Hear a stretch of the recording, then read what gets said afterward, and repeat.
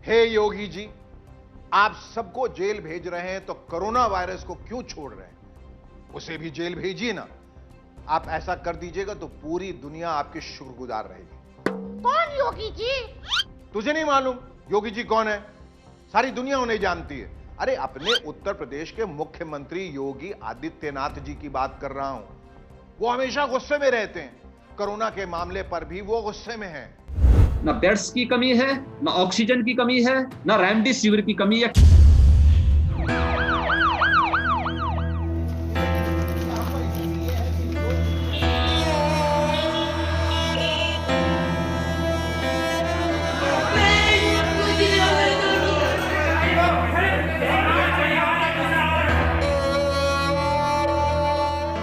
नहीं, कुछ नहीं मिल रहा है, कोई सपोर्ट नहीं है यहाँ पे।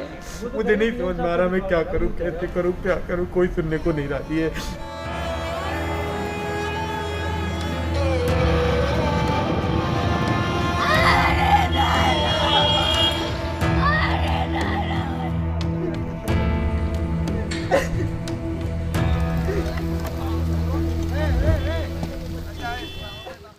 अपने उत्तर प्रदेश के मुख्यमंत्री योगी आदित्यनाथ जी शायद हर रोग का एक ही उपचार जानते हैं, गिरफ्तारी और जेल।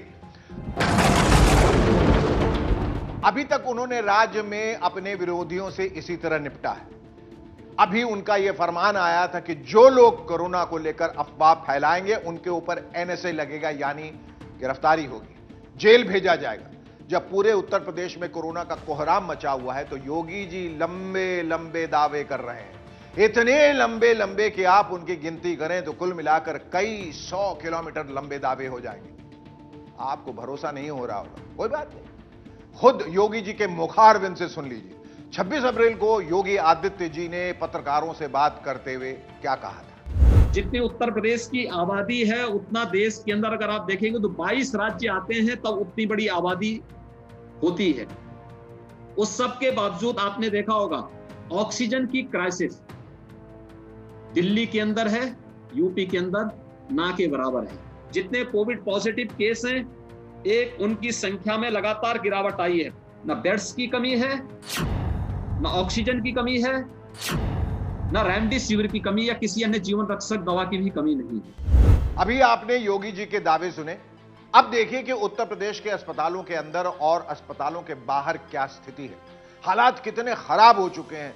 लोग रो रहे हैं, हाथ जोड़कर अपनों को बचाने की गुहार लगा रहे हैं। दवाइयां नहीं है, ऑक्सीजन नहीं है, बार बार यही गुहार लगा रहे हैं।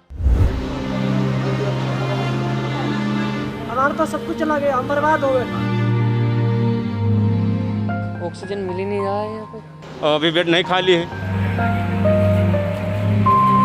बहुत ज़्यादा दिक्कत है। मेरी मम्मी एडमिट है यहाँ 4 दिन से, उन्हें बेड नहीं मिल पाया। वो नीचे ही है, नीचे लेटी हुई हैं अभी भी। कि हमारे हॉस्पिटल में बड़ी कैजुअलिटी हो गई, तो इसका जिम्मेदार कौन होगा?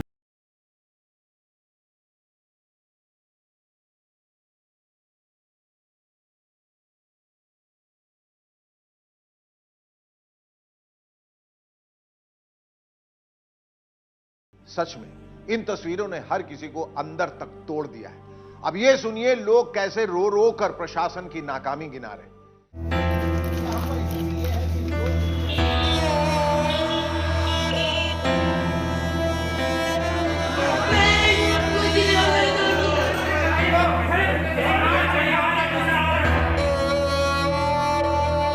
सर नहीं, कुछ नहीं मिल रहा है, कोई सपोर्ट नहीं है यहाँ पे। मुझे नहीं समझ में आ रहा मैं क्या करूँ, कैसे करूँ, क्या करूँ, कोई सुनने को नहीं राजी है।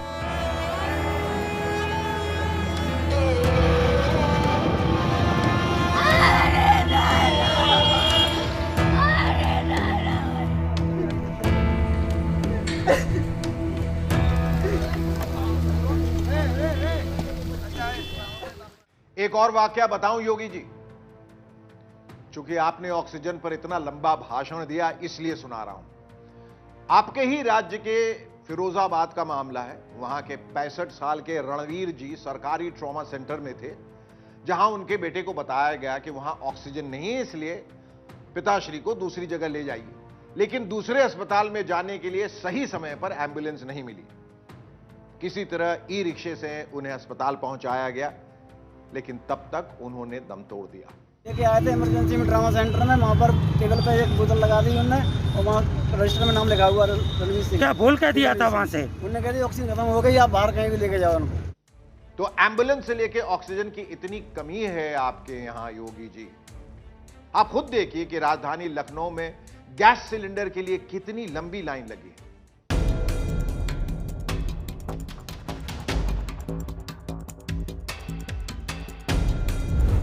और अब ये देखिए दिल्ली के पास इंदिरापुरम गुरुद्वारे के बाहर ऑक्सीजन को लेकर क्या हालात बने हुए हैं, किस तरह वहां गुरुद्वारे की तरफ से ऑक्सीजन मुहैया कराया जा रहा है। जो काम सरकार को करना चाहिए था वो गुरुद्वारे के लोग कर रहे हैं।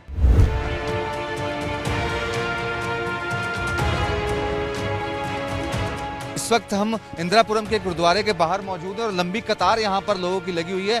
मरीज यहां पर मौजूद हैं, तीमारदार मौजूद हैं। तस्वीरों में आप देख सकते हैं कि ये देखिए मरीज हैं और ऑक्सीजन के लिए यहां पर पहुंचे हैं। ऑक्सीजन लंगर इस मुश्किल वक्त में लोगों के लिए मसीहा बने। इस गुरुद्वारे से जुड़े गुरप्रीत सिंह जी को सुनिए।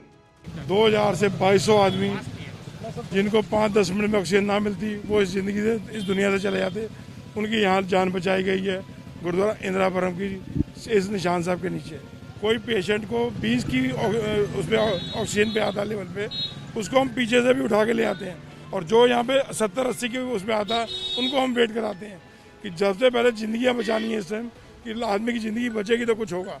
योगी जी को यह गुस्सा भी है कि विपक्ष आरोप लगा रहा है, लेकिन योगी जी आपको यह तस्वीर भी देखनी जरूरी है कि आपके ही उत्तर प्रदेश में कोरोना से हालात कितने भयानक हो गए हैं, गंभीर हो गए। देखिए कैसे गाजीपुर के एक अस्पताल में लोग ऑक्सीजन सिलेंडर के लिए एक दूसरे से मारपीट करने पर उतारे।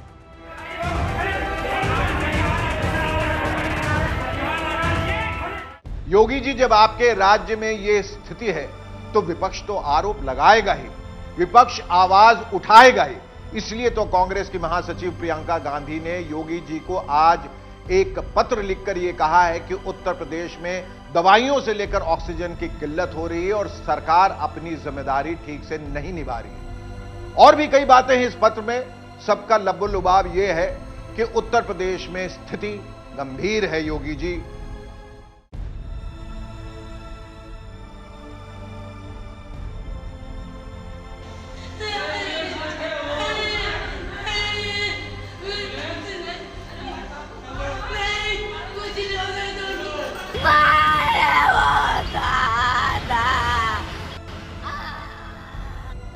मेरी व्यवस्था करिए बाबा।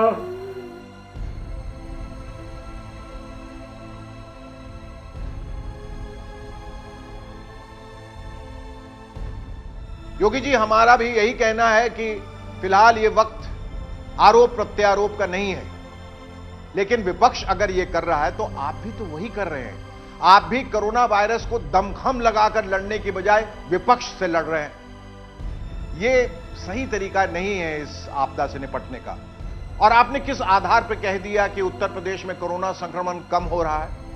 एक तो मैंने आपके सामने 3 दिनों के प्रदेश के अंदर कोविड के जो पेशेंट है 38,000 से आज हम 33,000 पे आए हैं। यानी ये लगातार लगभग 5,000 कोविड पॉजिटिव केसेस प्रदेश के अंदर पिछले 3 दिन के अंदर कम हुए हैं।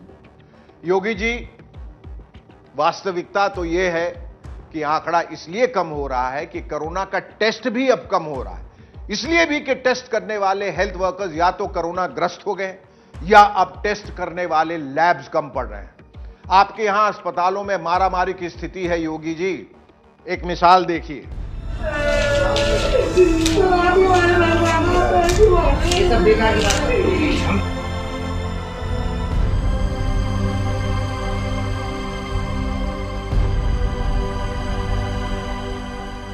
यह स्थिति सिर्फ उत्तर प्रदेश में नहीं है, हर जगह।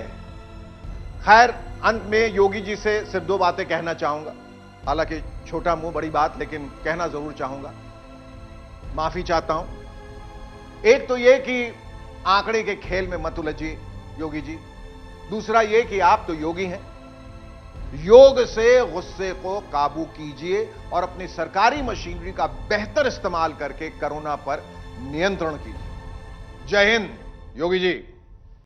एबीपी न्यूज आपको रखे आगे।